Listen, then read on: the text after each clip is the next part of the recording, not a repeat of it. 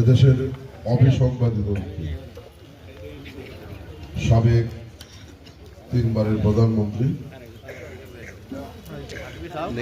গণতন্ত্র মুক্তির সংগ্রামে এদেশের মানুষের প্রতিকৃত দেশনেত্রী বেগম খালেদা জিয়ার সুস্থতা কামনায়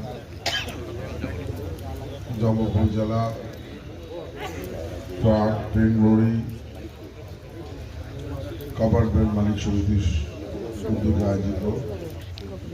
এই দোয়া অনুষ্ঠানের সম্মানিত সভাপতি, আমাদের সকলের শ্রদ্ধেয় মুরব্বী, জামালপুর জেলা ট্রাক, কভারভ্যান, ট্রেন, লরি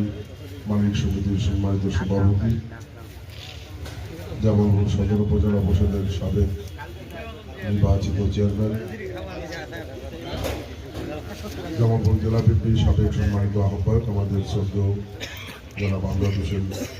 মল্লিক দুলাভাই, মঞ্চ ভূমিষ্ঠ ট্রাক, কভারভ্যান, ট্যাঙ্ক, লরি মালিক সমিতির সাধারণ সম্পাদক মিজানুর রহমান সহ মালিক সমিতির সকল পর্যায়ের কর্মকর্তাবৃন্দ, ট্রাক,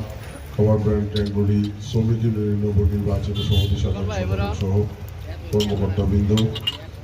জামালপুর জেলা বাস, মিনিবাস শ্রমিক ইউনিয়নের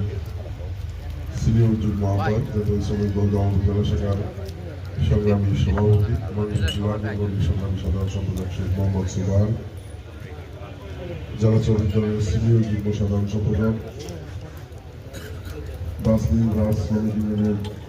যুগ্ম আহ্বায়ক হারুন রশিদ সহ মঞ্চ ভূমিষ্ঠ